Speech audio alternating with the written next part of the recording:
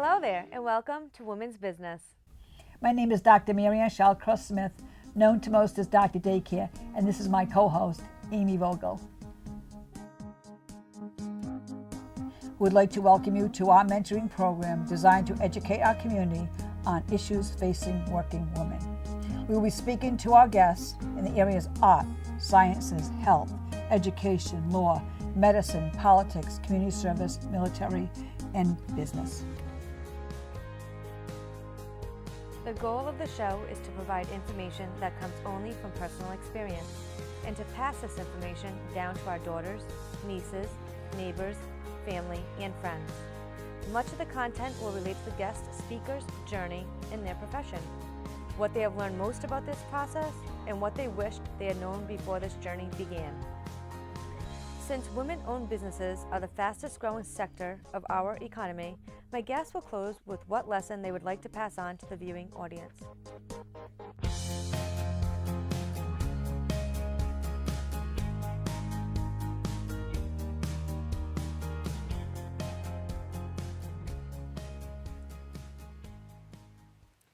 Good day, how are you? Welcome to Women's Business. I want to introduce Aimee Mitchell of Children's Friend, and today we're going to be talking with Aimee about Children's Friend and about her journey and how she got to where she is today. So welcome, Aimee.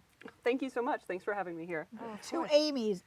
One Aimee, two Aimees, and Marianne. This is going to be fun. Yeah. Every Aimee I've ever met has a dynamic personality. You know where they're going. This That's is a right. really Yes, good one. it's in the name. It's in the name. It's a beautiful, beautiful name. Thank you.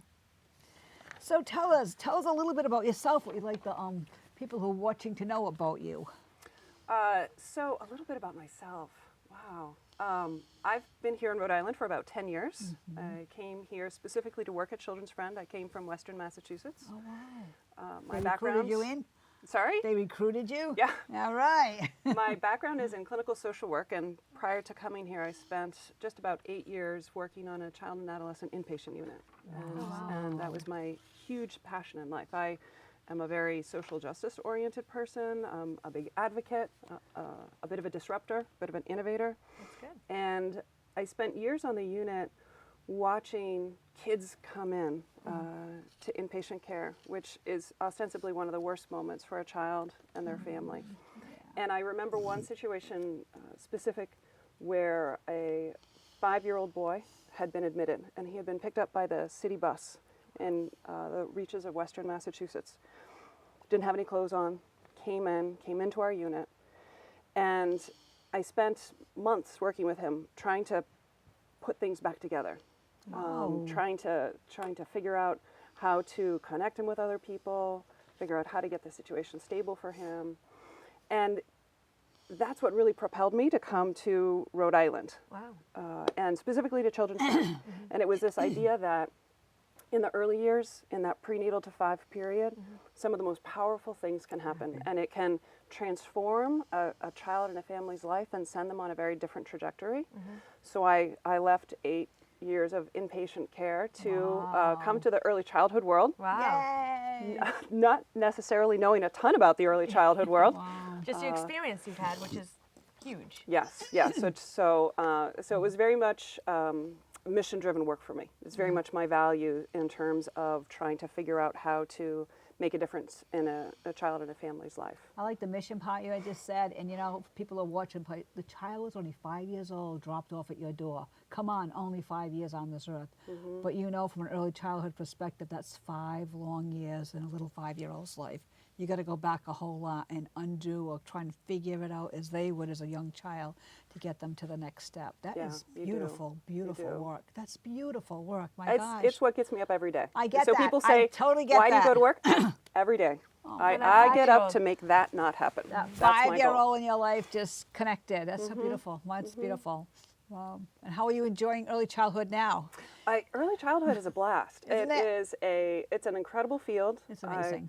Certainly, I'd say in the past 15 years, the research and the science of early childhood, the power of early childhood, as well as how many different systems and organizations are involved in a child and family's life. And the opportunities that are there are stunning.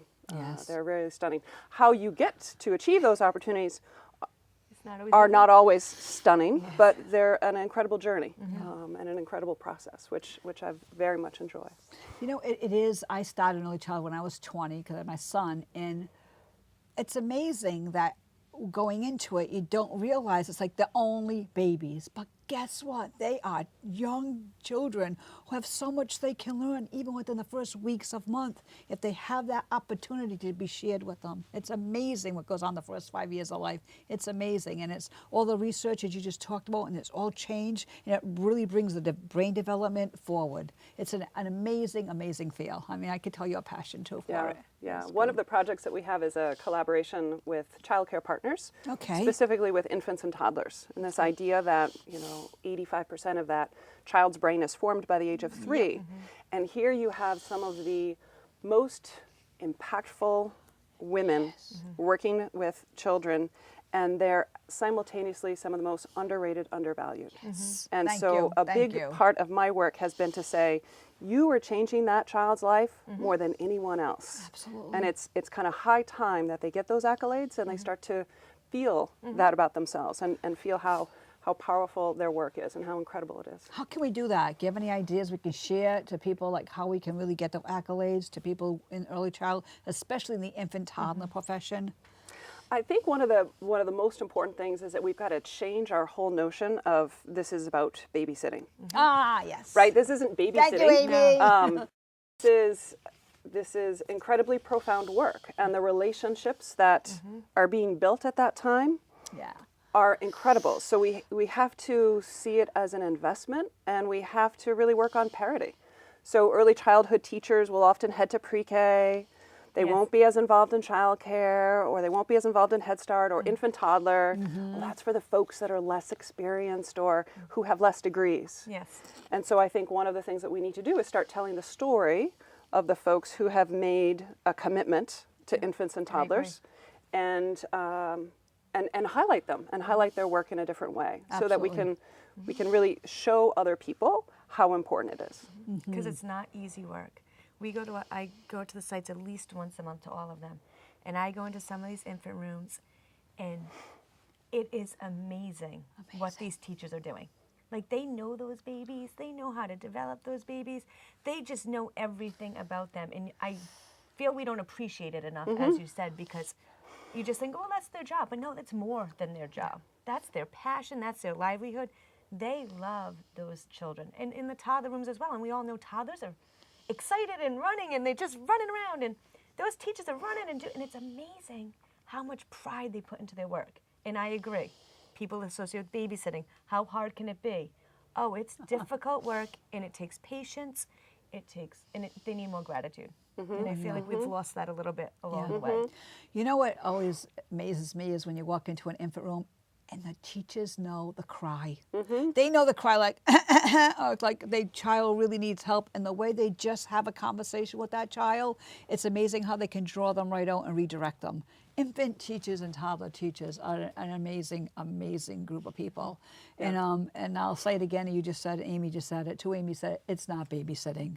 It's child development every single day. Yeah. And I probably don't need to tell the two of you But how, people out there want to hear this, which is great. how tragic it is that the reimbursement rates for infants and toddlers are as low as they are in our state. Thank you for bringing that up. And the degree to which, in order to run a quality program, you have to subsidize it. Yeah. And so how are you even able to pay your teachers what they are worth when we are at such a low percentage of the market rate value? Financially impossible. It is financially impossible. And we've seen many partners say, I can't do the infant toddler work anymore. I can't operate at that kind of loss. And yet, it's some of the most profound work that you can do. Exactly. Completely agree. Now, Children's Friend, what do they do to support infants, toddlers, and preschool? Why don't you give everyone kind of a background of the nonprofit? Sure. So Children's Friend, we're an old agency. Very old in Rhode Island, We were founded in 1834. 1834. I didn't know you were that we were old. founded in 1834 by a woman, by a school teacher who was recruited from Massachusetts, Harriet Ware. She's she's someone who inspires me, also in coming to work every day. And she was brought here by some of the women from Brown, specifically to neighborhoods where they saw kids on the street all the time. You know, kids that were either orphaned or left behind or something like that. And she just very slowly started to bring them in, taught them to read, ensured good nutrition, started to find families, and Children's Friend has been in many ways a pioneer and an innovator over all of these years. So we're cruising on 183. That is absolutely amazing. And it's really about figuring out what's right for the child and the family, the most vulnerable child and family, and figuring out how to build up from there. We were in the child welfare business long before the child welfare agencies were around. We moved away from an orphanage model to a foster home model long before other folks said, oh, apparently institutionalizing children is not a good idea. And so Children's Friend has grown into an organization right now of just over 400 people. That is wonderful.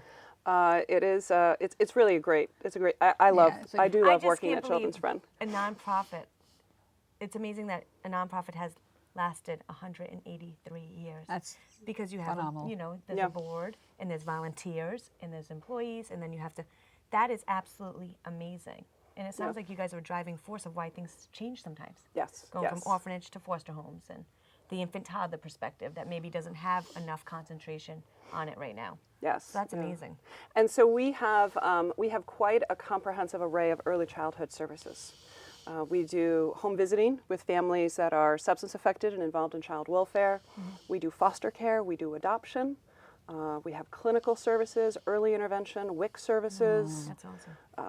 It's really, I feel very privileged every day to have the system that we have there because on an annual basis, when you count all the family members that we're working with, we're impacting over 30,000 lives in Rhode Island. And that is also kind of humbling, can I just say? It it's is, like, whoa, it really is. I've got to make sure that, 30,000, that we're headed in the right direction, we're doing the right things, we're investing in the right things. But it is it's a humbling place to be. Wow.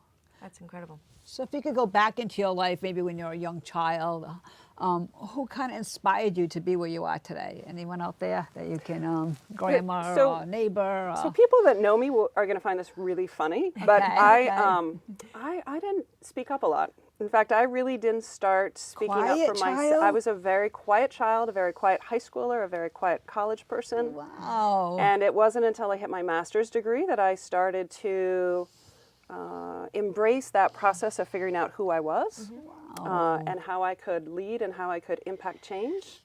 And it was a professor that I worked with during my graduate time that really impacted that and really moved that along. Wow. Yeah. So I sort of found a voice. I was one of those girls that didn't raise their hand in class, who didn't feel good about doing math or science. And I was very, very quiet. Did you go to public school? I think also, I went to public school as well, and I love public school, but sometimes it could be very male-driven. And you were in the embarrassment of maybe raising your hand and having the wrong answer, or raising your hand too much and always having the right answer.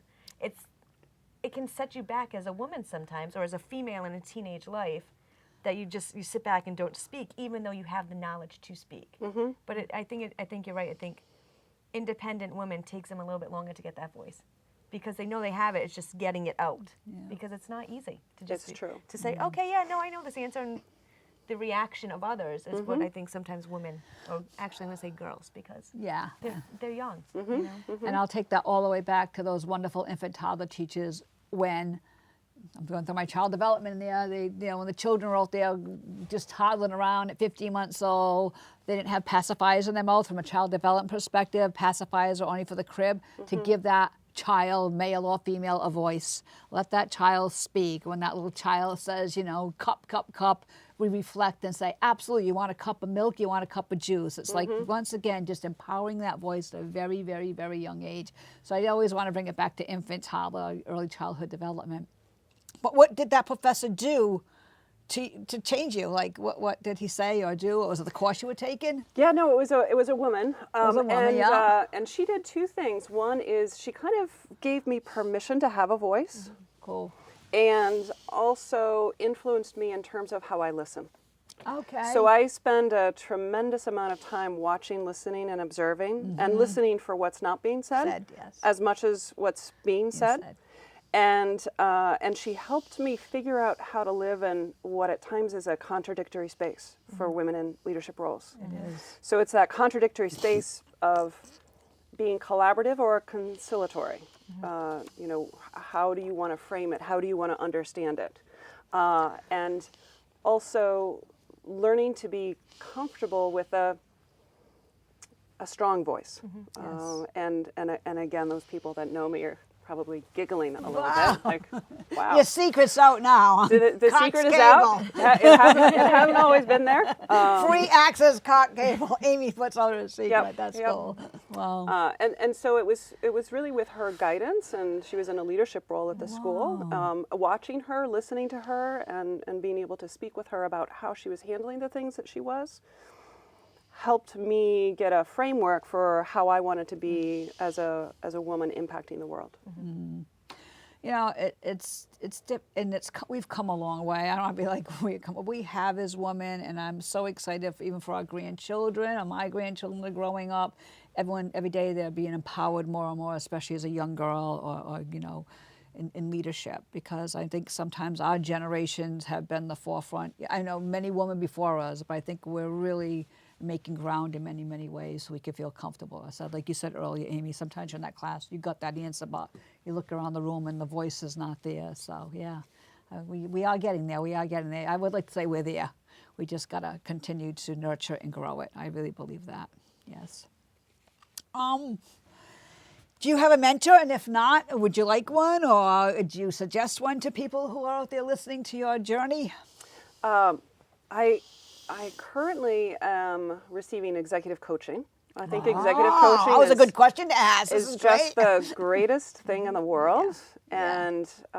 And I'm receiving executive coaching from a woman. Her name is Susan Oldred, and it's a fantastic process. I think that one of the things that differentiates my leadership is that idea that it is a constant journey of figuring out how I'm going to be as a leader. Every day is an opportunity to be a leader. I don't sort of sit and say, well, look at that. I'm a leader now.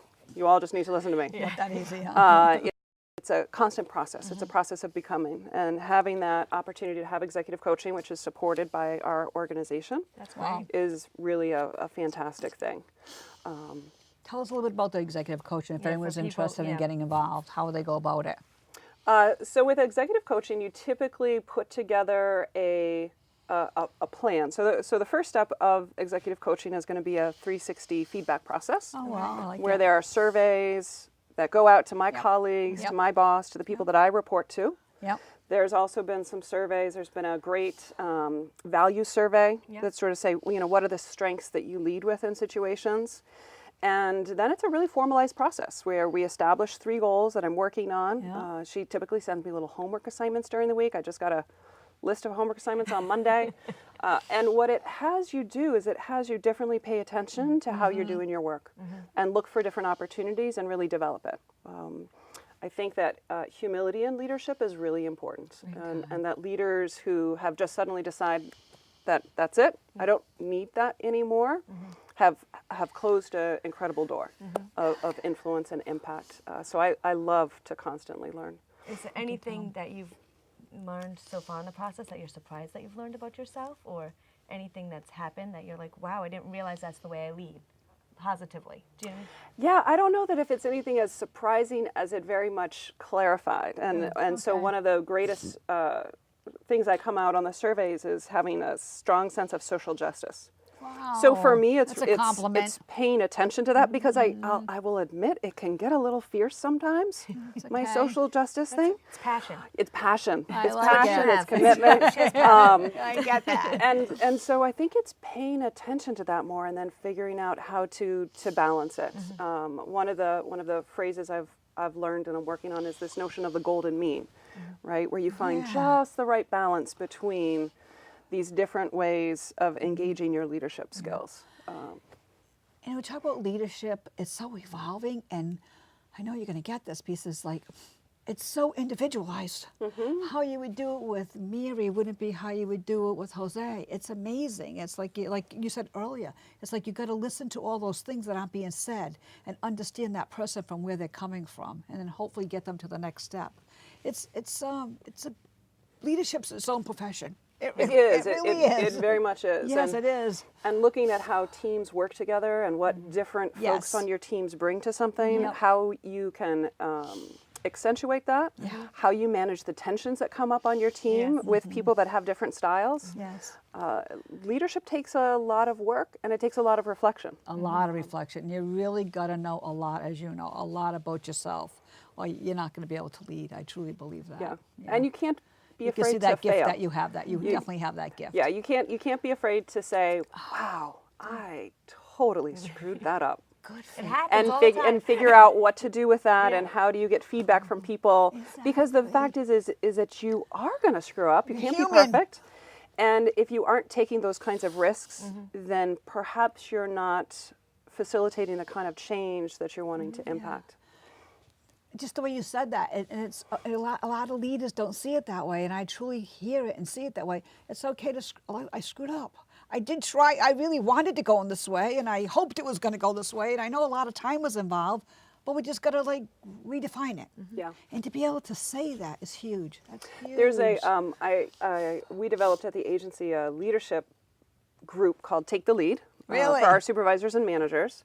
And we've implemented a couple of times over the past year, and I am co-facilitating this most recent group. Really? And so we have 7-8 folks in our Take the Lead, a combination of new supervisors and managers, and we go through and we watch different videos, TED Talk videos, and then talk about how we do it as leaders. Yeah. And just love TED Talk. just in the Nice last idea. one, it was great because I had this opportunity to bring to the group something that I did that people responded to, and I got an hour of consultation from them. That's saying amazing. if you did it this way, if you did it that way, and it became like my own little private coaching session. It was fantastic. Wow. And again, it's about having those forums where you can figure it out, you know, not having to have the answer. And in this case, I could have done something better. And it's not anything that keeps me up at night, but what it does is it lets me know as I continue to move forward, let me pay attention to that and see if I can address that aspect a little bit more so that it's more engaging for staff. And even to say it was good enough for that moment. It was just good enough for that moment. You know what I'm saying? Yeah. Well, it's like when I look back when I was a younger leader, today I look at the decisions I made maybe in my late 20s that I would never make today. I was like, oh my God, I can't believe I made that decision with someone that was rude or selfish or whatever. But again, it's just natural growth and development. At the time, you think it's the best decision. That's right. And then when you look back and reflect, I still think to myself, oh, but you can't dwell on it. You just need to learn from it and make a different decision next time. And I think parts of our team or the people we interacted, because so many other things we're all involved in, I think people really can genuinely feel the caring that's there. Even though it might not have been the best decision for that moment, they really feel the caring as human beings. Like they know just by the vibes that you put out that you want the best for that situation. However, that's how it went down at this time. Right, I think we just got to give ourselves permission to say, it was okay for that moment. It really is. Yeah, it's about having integrity. Integrity, oh my Integrity in gosh, what you do so that your values match your actions and that you're constantly trying to lead by example. At least, and like I said, I'm far from being perfect, but I am constantly paying attention to that. And another thing I also want to pick up is children friend have that, would you say the name of that you're doing, is that lead? They take the lead. Take the lead. Yeah. To have that happen in the organization is amazing. A lot of people say, no, we can afford that. We, put your time into this. And they're saying, no, empower and teach leaders. That's fantastic. Wow. As an organization, we are a very values-driven, mission-driven organization. Yeah. And whether it is about investing in our staff, we have an incredible professional development series, supporting our staff. It's that idea, and I always do this in staff orientation. So you know how traditional org charts have the big hoo-ha right up at the top, and then everybody goes down in the triangle. Yeah. I actually believe it is inversed. Okay. And that my job is to support the supervisors who support the staff who are doing the most important work of the agency, which is the children and families we serve. I say all the time to the people in the classrooms, I give you all the credit in the world. I feel like my job's easy compared to their job. Although I have different decisions to make and different things, they're doing the real work. We're just there kind of holding it up to make sure they feel that we're helping them. Yeah. Right. Because it's not easy. It's true. Just to be the whole support system of an organization, to know you're there, they have someone they can lean on, or run things off or run things by or just get that support. Wow. We probably have like 3 minutes left, and we always like to ask this on Women's Business, how do you balance it all, Aimee? Because you're a busy lady. Yeah. Any hint you can give the listening audience? I think the first thing that I would say is be careful not to judge yourself. Okay. So I'm a mother. I'm a wife. I'm a senior vice president. I work a lot. I tend to work 10-hour days. And figuring out how to balance that, to really shut things off when you get home, to make sure that you still have special time. My daughter and I take her to horseback riding every Saturday. We have our special activities. We build Legos, and at times we play with Barbies. How old is she? She's 8. Oh, great she age. is Great the age. apple of my eye. I can tell. The I smile love is her a mile dearly. long. And so I think that really not judging yourself. You know, there's so many archetypes of how you're supposed to be. So that when you're in a leadership position at work, you're always supposed to go to an event in the evening. You should never let your family get in the way. And you're a mother, and your family is your priority. Right. So constantly working to balance that, not judging yourself, and making sure that you're making time and priority. I don't think that the business world is very family friendly in terms of understanding that and understanding what that looks like. So it can be hard. It can be hard to make that balance. And then figuring out how to bring your family into your work. Yep. Yes. I think is another important thing.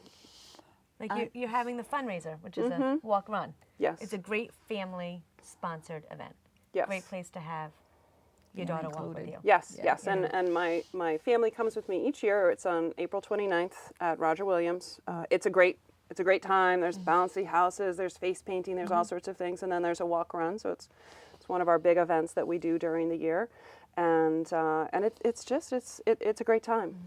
And my daughter Sophia comes with me every year. That's great. You're giving a little bit of a leadership training on the family job fund. The other thing I say, and I got to give credit to it, I know it's just a device, but the power of the internet. It's changing families and it's changing work. Where 20 years ago you couldn't even get accomplished what you can now, so families can spend much more time with, business people can spend much more time with their families. It's a really amazing tool. It's exciting absolutely, tool, really. Absolutely. You can get it done almost anywhere you want, which is fantastic. So we have like a minute left. Anything we did not bring up that you would like to share, Aimee? Gosh, I don't know. I think being a woman in a leadership position is absolutely amazing. I wouldn't trade it for the world. Yeah. As much as there are contradictions and challenges, and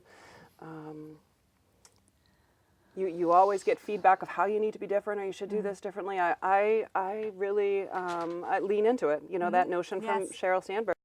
Lean into it. Embrace it. Embrace its complexity. Right. I agree 100%. Thank you very much. Thank you This has both. been This a was great. great Wonderful. interview, Thank Women's you. Business. Thank you, Aimee.